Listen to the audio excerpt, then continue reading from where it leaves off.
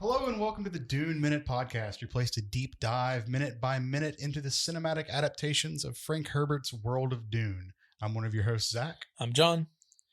Well, welcome back, John. Week 3 is upon us. That it is, and I'd like to start off this week, first and foremost, recognizing I fucked up on my timing the last couple episodes. That is correct. So we have gone back, we have reset. We've calibrated, and we are both on the same page, and we should be good at this point. I'm going to say it wasn't really your fault, though. It was more of like a difference of platforms, because I was watching this on Apple TV Plus, not a plug. Yeah, and I was watching on the Max web player, and like one thing that I've noticed is that the Apple TV version of Dune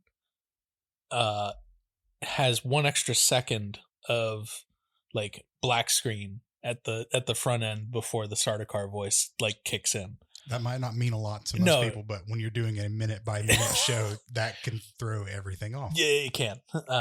So we've corrected. We're both watching on Apple TV at this point, and we should be good to go. So all right. Well, thanks for making the drive back over to the studio, aka my living room. You said that joke, and I did earlier, and it did not click with me until now. Oh yes. Well, we got the mics on these new mic stands. We've got a cat who's very interested in the levels that are displaying on the TV. Yeah. And let's talk about some Dune, specifically minute 10 through 11. Okay. This minute starts with some looking and stamping and ends with some dunking. America runs on Duncan. I guess Arrakis runs on Duncan. For a brief moment. Yeah, so we get the minute starts with us being stared at by the sister of the Bene Gesserit at the ceremony of the change, I guess is what we'll call it. Yeah. I don't think it has any official name. No. But given that it's, run by the Herald of the Change, we'll call it the ceremony of the change. And that scene, importantly, not in the book. Oh, okay. Yep. I guess it makes more sense for the movie to just kind of like speed things up and shit. And yeah, we get dropped right into it halfway. Yeah. Soul, what are you bro? What are you on? I swear, as soon as we start doing this, he's like calm and like collected every minute of every day, except when we start doing this, and he starts getting crazy. He just really wanted to like sniff the top of your fireplace there. I guess. I don't know. Leave all of that in, by the way. Sure. Yeah. Soul's important to this.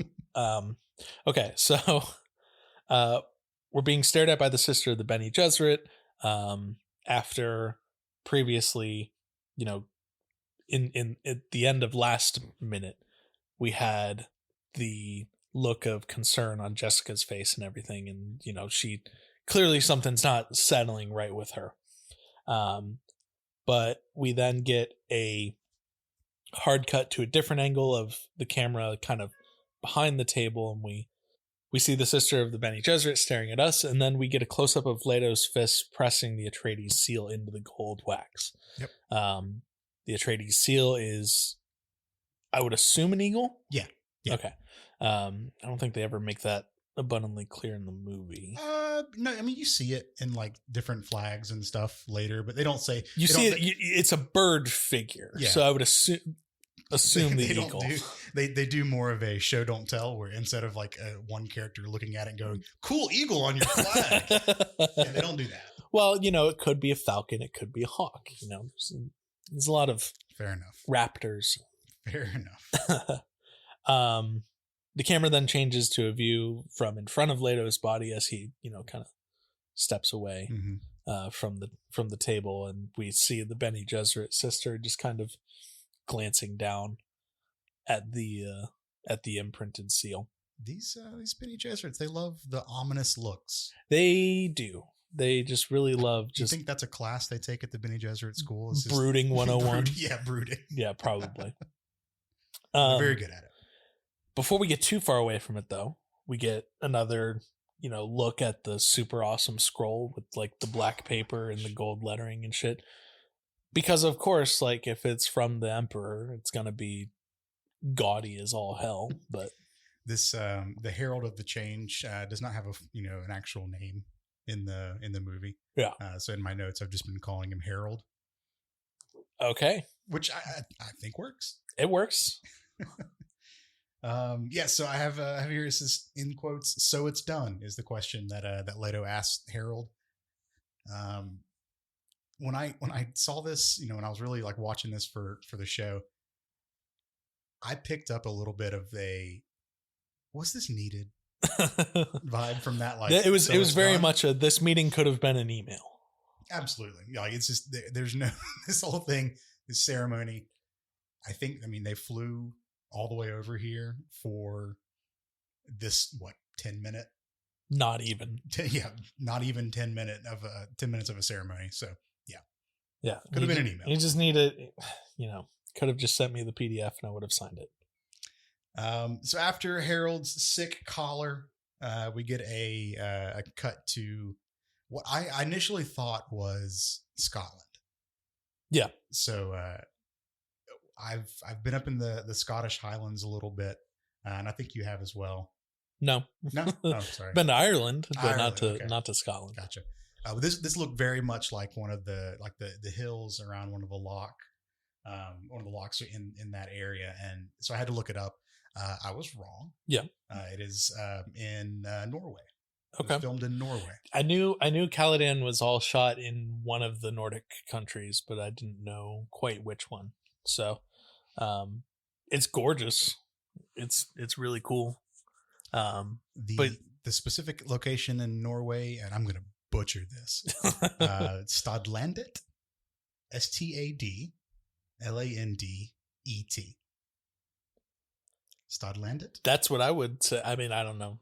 All right. Well, don't email us. Sorry if you're Norse. But yeah, no, it's super cool. I can't tell if it's like a lake or a river or something. But it's definitely like on top of some kind of I mean, I just plateau or what little I know fjord of that location on Earth. The Norway. I would imagine it's some kind of like fjord or inlet or something like that. Yeah. But again, I only have like Scotland as a point of comparison, and that's really not too much of a comparison. No. Okay. I'm going to put on a geography nerd hat here for a second and talk about our world instead of Caladan. Instead of Caladan. So we're in Atlanta, right? We're in the foothills of the Appalachians. Mm-hmm. But if you look at the historical record of and this is going to make sense here in a second. If you look at the historical record of land masses on Earth, the Scottish Highlands are a part of the same mountain range as the Appalachians, sure, which are a part of the same mountain range that are in Norway and Sweden. So in a sense, we are in Caladan. We are. Okay, I figured that's where you're going with this. Yeah. Cool. We live in Caladan.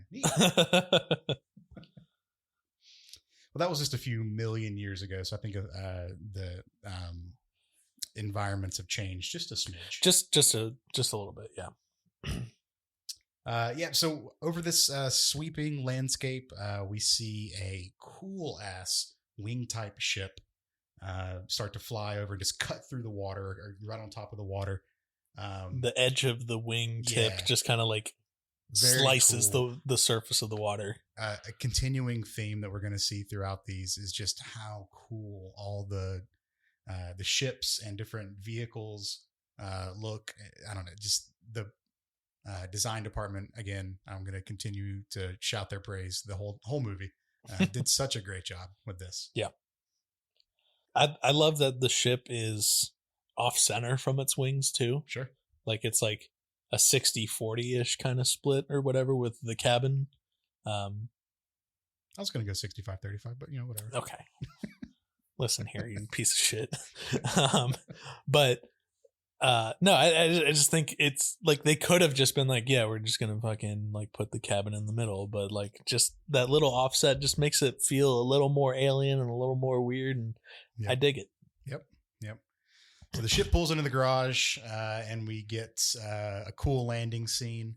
A mysterious hooded figure. I believe it's a hangar rather than a garage. Ship garage. Mysterious hooded figure in a flight suit walks out, and we get the word Landville, which is pretty neat. I had Landville in my notes, and I was gonna ask you about Landville, because who the hell is Landville? Is he important at all? Made up for the movie. Okay, cool. Yeah. Not important so much in this movie. Plays a large part in the second movie. But he gets referenced in this scene. I think maybe twice, and you see him in the background in a couple of different scenes throughout the movie. We'll get there, and I'll point him out as we see him. The one scene, I a little bit of research that I did. One scene that he was in on Salusa Secundus was cut from the movie. Like his only like speaking lines, I think, in this show, or not his only speaking lines, but like because he has speaking lines here. Yes, his speaking line is we'll dial it in. We'll dial it in. Yeah. Cool. I have in the notes that this hooded figure does some Star Trek technobabble to Landville. The stabilizers are too loose. I don't think that's necessarily Star Trek technobabble. What does that mean in context, though? I mean, it seems like Star Trek technobabble. Okay, all right. To me, I mean, I'm not a pilot, but I would assume that modern day planes have stabilizers of some sort. And do you dial them in? You can probably tighten the resistance that those have when you mess with the yoke on a plane. Hey everyone, this is Zach from the future. I realized as I was editing this that we had some technical difficulties with some of the sound right at this minute, and we had to cut a little section out. So we jumped back into what we were talking about rather abruptly. I just wanted to give you a heads up on exactly why it sounds so disjointed. So back to the show. So John and I were talking about some honestly things we don't know anything about. Yeah, no, I'm not a pilot. I don't. The stabilizers, I still think it's a little bit, verging on Star Trek technobabble. Apparently real planes and probably fighter jets have stabilizers in them of some sorts. I would assume I'm assuming that they do. Hold on, I want to make this abundantly clear. I am talking out of my ass here. Okay, all right. We'll move on. So the figure exits the ship, has his conversation with Landville. We'll dial them in. Takes off his helmet, and who is it? Duncan motherfucking Idaho. I have that exact line in my notes. Duncan motherfucking Idaho. Silly name. Dope as shit character. Yeah. Who is Duncan Idaho, Zach? So Duncan Idaho is him and Gurney Halleck are part of the I guess like top counsel for Leto Atreides. Mm-hmm. They are responsible for, among other things, giving Paul a lot of his training. So weapons training, and just flight training and all the things that his education basically. Okay. Aside from that, they are also responsible for training the Atreides troops. So Duncan is, very clearly, I think this scene sets up that he's a very good pilot. I would assume so if he's like test piloting this craft or whatever. Yeah. I'll talk more about Duncan's backstory as we get to know him a little bit better. Okay. But that is his at a high level relationship with the Atreides family. He's one of Leto's closest advisors. He's on his council. Sure. He's right up there with Gurney Halleck and Thufir Hawat. He's cool guy. So Thufir Hawat, Gurney Halleck, Duncan Idaho are the three amigos. Yes. In this proverbial case. Yep. Oh, okay. Yep. Yeah, then we get a line from Paul that says, "Where Duncan is going to Arrakis early, but why?" No, that's we don't know, because we don't know the minute ends literally here with so you're going to Arrakis tomorrow. Yep, that's it. So we'll have to wait till tomorrow to really find out why Duncan is going to Arrakis early. But yeah, what any other notes on this minute? I just think it's a really cool minute to kind of show off a little more about Caladan. And what an intro for Duncan, Idaho. Yeah. Right? Like, what a badass. Just drifting over the water.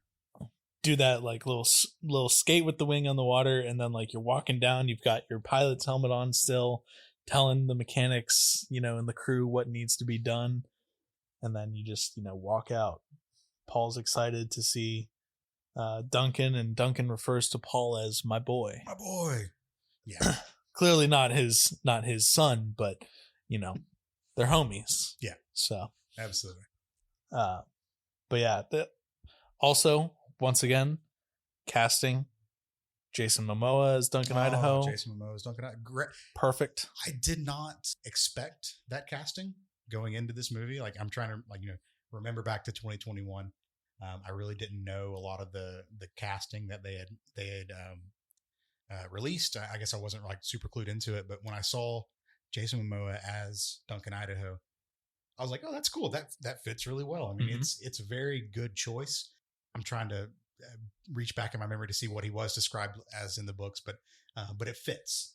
He is a warrior. He is one of their tactical trainers. Yeah, Jason Momoa is not a small guy. No. So it makes sense that you have Paul Atreides, who's tiny little Timothy Chalamet, and then you have Duncan Idaho, who is just absolute monster beast of a human Jason Momoa. So I think it's important to note here that none of this happens in the books.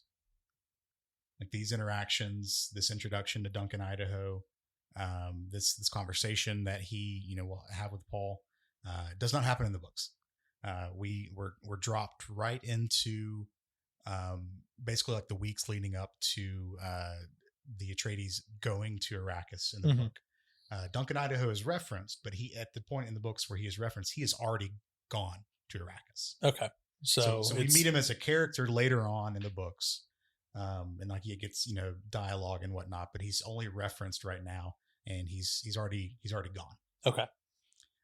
But that would have been very strange. If Jason Momoa just shows up randomly halfway through the movie, it's like, who the fuck is this guy? Yeah. I think it's good to, it's a good change from the books, because it gives you a lot of the like relationships that we have between these two, between all the different characters, and it's good storytelling from a movie standpoint. It's one of those things that it can't be translated one for one from a book to the screen. These are the artistic liberties that the director and screenwriter have to take, to make this a digestible movie. And it accomplishes a lot of different things here. So yeah, it's a good scenes. Making this a digestible movie, I think, is the theme throughout this entire podcast. Yeah. So, but yeah, so Duncan's going to Arrakis tomorrow. We don't know why yet, because this minute is over. That's right. I don't know about you. To me, this is probably a 3 or a 4, 3.5 Shai Hulud out of 10 Shai Hulud minute, just because there's not too much that's going on. I mean, we do get Duncan Idaho's introduction, but it's half of the minute is wide shots of various scenes of Caladan. Yeah, that's very fair. And the whole like the ending of the change ceremony, not a lot that goes on there. Let's get some brooding looks. So yeah, I'll join you in that. The 3.5 or so. Keeping our Shai Hulud meter in check here. Exactly. Of course. We're still just 10 minutes into the movie, so a lot more to come. Yes. 10 minutes into a 2 hour and 35 minute movie. All right, cool. Well, if that's it, then we will be back tomorrow to talk about the next minute of Dune. And John, I hope you can come back. I'll plan on being here. All right. See you then. See ya.